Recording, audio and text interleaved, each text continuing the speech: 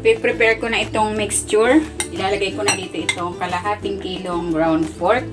May kahalong, may kahalong taba. Titimplahan ko na ito ng asin at ng paminta, toyo, oyster sauce. Ilalagay din ako ng konting suka, paprika, para maganda yung kulay. Pwede ring atsuete powder ang gamitin. Lagyan na natin ng asukal, cornstarch. Yan yung magbabind sa ating longganisa para hindi madurog. At maglalagay ako ng bawang. Ayan, maraming bawang. Hahaluin ko na ito gamit ang aking kamay para mahalo natin ng maigi itong ating mga ingredients.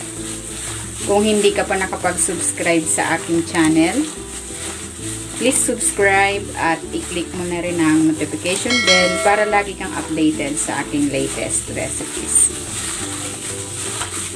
Ayan, okay na ito. Pwede na natin itong balutin. Meron ako ditong wax paper. Hiniwa ko ito. Ang size nito ay 6 by 8 inches. Ayan, maglalagay na ako dito ng longganisa mixture. Ito ay kalahati ng 1/4 cup, bali 1/8 cup.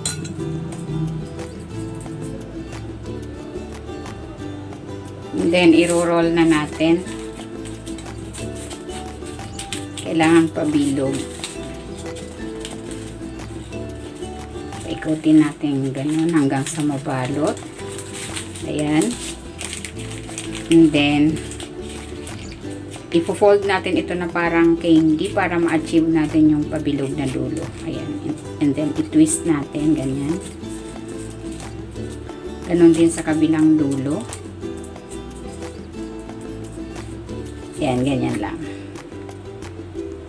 Uulitin ko lang ang proseso sa natitira pa nating longganisa mixture. Ayan, tapos na ako magbalot. Nakagawa ako ng 20 peraso. Ilalagay ko muna ito sa freezer overnight. Maglalagay ako ng cooking oil. Lulutuin ko na tong skinless longganisa. Tanggalin muna natin yung balat.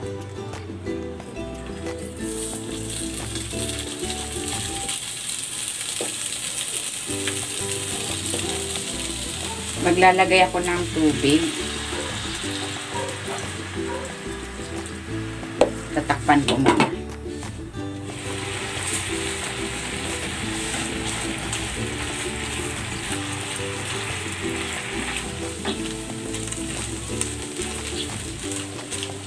Ayan, luto na itong ating skinless longganisa. Hahanguin ko na ito.